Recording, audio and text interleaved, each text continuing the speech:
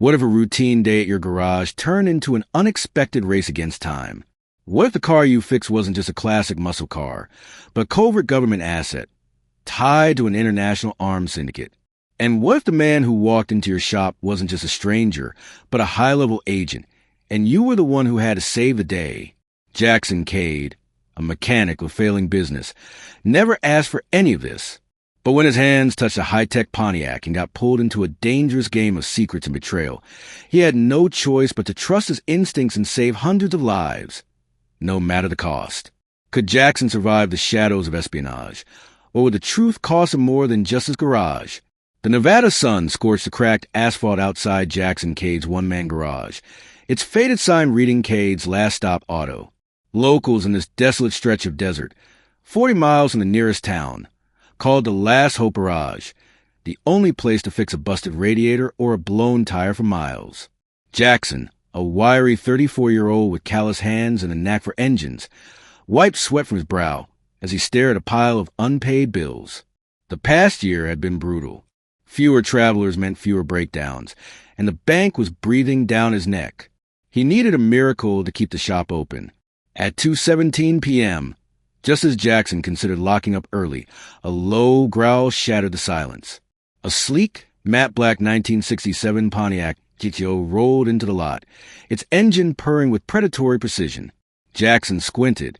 The car was pristine, no dust, no scratches, a rarity in these parts. Whoever owned it had deep pockets and deeper secrets. The driver stepped out, a tall man in his early 40s, clad in a black leather duster, mirrored aviators, and tactical boots that screamed ex-military. His face was a mask of calm, but his posture radiated control. "You Cade?" the man asked, voice low and clipped.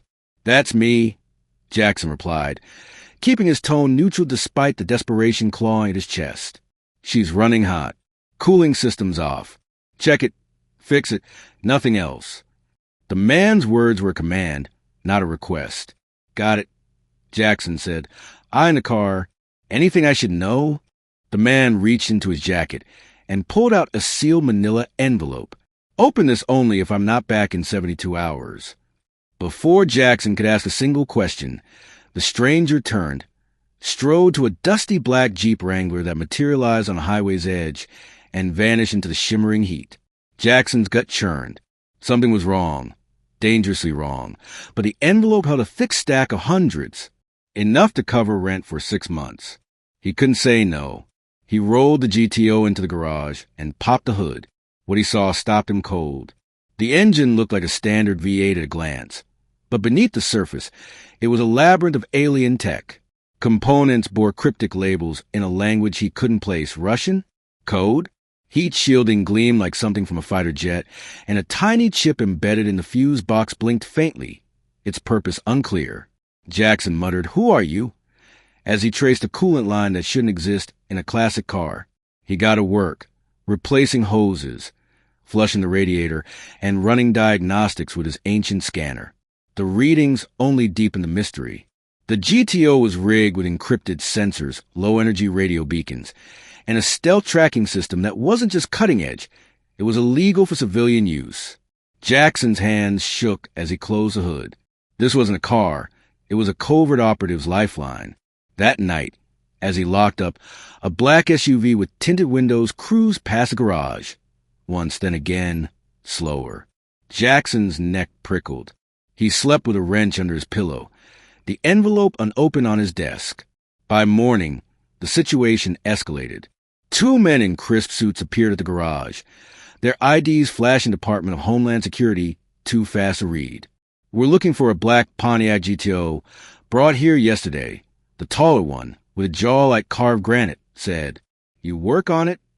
"Yeah," Jackson said, choosing his words carefully. "Guy said it was overheating. I fixed the cooling system. That's all." "Where's the car?" the second agent asked, his eyes scanning the lot like a hawk. "Inside," Jackson said, leading them to the GTO. They didn't ask permission to enter. One opened the glove box, tapped a hidden keypad, and a concealed panel slid open, revealing an encrypted flash drive, a silenced pistol, and a stack of documents stamped classified. Jackson's pulse hammered. "I didn't touch that," he said, raising his hands. He told me not to. The taller agent's gaze bored into him. This vehicle is tied to a sensitive operation. You're involved now, Mr. Cade. Involved? Jackson's voice cracked. I'm just a mechanic. It means you're coming with us, the agent said, his tone ice cold. Cuffed and shoved into the SUV's backseat, Jackson's mind raced. I didn't do anything, he protested as they sped toward a gated compound deep in the desert, bristling with satellite dishes and armed guards. Inside a sterile debriefing room, a woman in a tailored Navy suit entered, carrying a file labeled Top Secret. I'm Agent Sienna Vale, Homeland Intelligence, she said, her voice sharp but composed. The man who left the GTO is Agent Zane Quill, undercover operative infiltrating a global armed syndicate. He went dark after dropping the car with you. Jackson blinked. So he's missing? Presumed compromised, Vale replied. You're the last person he contacted. I just fixed the coolant system. Jackson insisted. I didn't know about any of this. We believe you, Vale said, sliding a USB stick across the table. This was pulled from the car's chip, but it's corrupted. Our techs traced Quill's last known location to a warehouse 5 miles from your garage. We need someone who won't draw attention to investigate. Jackson laughed, a hollow sound. You wanted to go undercover? I fix cars, not conspiracies. You're the only one who'll trust it with the car, Vale said. That's not random. He chose you. Every instinct screamed to run, but Jackson's life had been about fixing things. Carburetors, transmissions, his own broken dreams. Maybe this was a chance to fix something bigger. Fine, he said, jaw tight. What do I do? By dusk, Jackson was back at his garage, wired with concealed mic and a burner phone. The GTO was gone, impounded for analysis, but Vale's team kept him under surveillance. He tried to act normal, tinker with a busted alternator, but his nerves were electric. At 1:03 a.m., a shadow moved outside. Jackson froze, then relaxed as Zane Quill stumbled into garage, bloodied and limping, his leather duster torn. Quill, Jackson hissed, rushing to help him inside. Where the hell have you been? No time. Quill rasped, clutching a wound on his ribs. The warehouse. They know the car's compromised. They're moving the weapons tonight. Surface-to-air missiles, enough to start a war. Jackson activated his mic to alert Vale, but Quill grabbed his arm. No, there's a mole in the agency. If they know I'm alive, the deal's blown. We stop this ourselves. Against every shred of common sense, Jackson nodded. Let's do it. They took Jackson's beat-up 1983 Chevy pickup and sped to the warehouse, a hulking structure hidden behind rusted silos. Armed men loaded crates into unmarked trucks under floodlights. Quill handed Jackson a flare gun. Aim for the crates in the back. Explosives inside. One shot will chain react. I'll cover the east side. Jackson's hands trembled as he crept through the shadows, heart pounding like a piston. He lined up the shot and fired. The flare streaked red, striking the crates. A deafening boom erupted, flames swallowing the trucks. Chaos broke out, shouts, gunfire. Quill took down 3 guards with precise stun rounds. Jackson dove behind a barrel as bullets whizzed past. Homeland's tactical team, alerted by the explosion, stormed in minutes later, sirens screaming. In 12 minutes, the syndicate was dismantled, 17 operatives arrested, and the missiles secured. Back at the compound, Vale met Jackson with a nod that bordered on respect. You just stopped a catastrophe, Cade. Those missiles were headed for a black market auction. Hundreds of lives saved, maybe thousands. Jackson rubbed his neck. I was just trying to save my garage. Vale handed him an envelope. The government pays its debts. Inside was a check, $250,000, enough to clear his debts, upgrade the shop, and breathe easy for first time in years. 2 weeks later, Jackson's garage gleamed with new lifts, a state-of-the-art diagnostic system, and neon sign that read Cade's last stop auto, rebuilt stronger. He rehired his old apprentice, Taryn Voss, a sharp 19-year-old who'd left when funds dried up. Word spread about the spy car mechanic, and customers poured in from locals with rusty pickups to collectors with vintage muscle cars. Jackson didn't chase the fame. What lingered was the adrenaline, the knowledge that he'd done something that mattered. One evening, as he closed up, the bell jingled.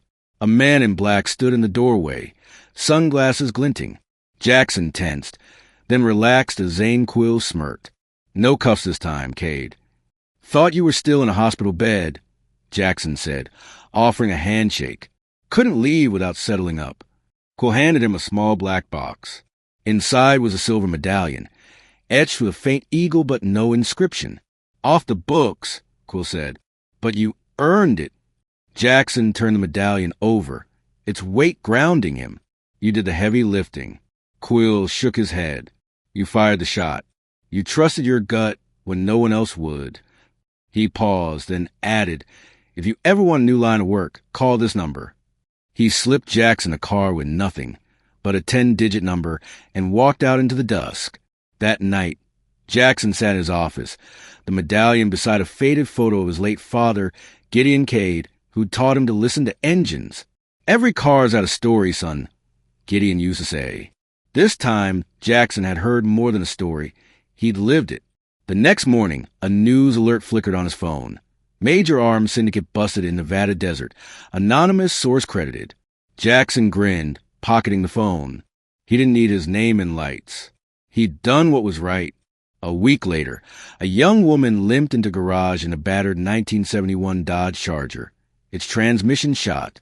She looked barely 20, nervous, clutching a worn wallet. "I can't pay much," she admitted, eyes downcast. Jackson glanced at the car, then at her. "No charge," she said. "Someone gave me a break once. Now it's your turn." Her eyes widened. "For real?" He nodded, grabbing his toolbox. "Let's get her purring again." As he slid under the Charger, Jackson felt the familiar rhythm of his work. Metal, oil, purpose. He was just a mechanic, but in a world of secrets and shadows, he'd found his place, one engine at a time. 6 months later, Jackson's garage thrived, a beacon in the desert. He'd hired 2 more mechanics and started a free clinic for locals struggling to keep their cars running. The medallion stayed in a locked drawer, a quiet reminder of the night he'd stepped beyond wrenches and oil. Occasionally, he'd catch a black SUV idling across the highway, but it never lingered. Quill's car remained in his wallet, uncalled. Jackson didn't need a new life. He rebuilt his own, piece by piece, stronger than ever.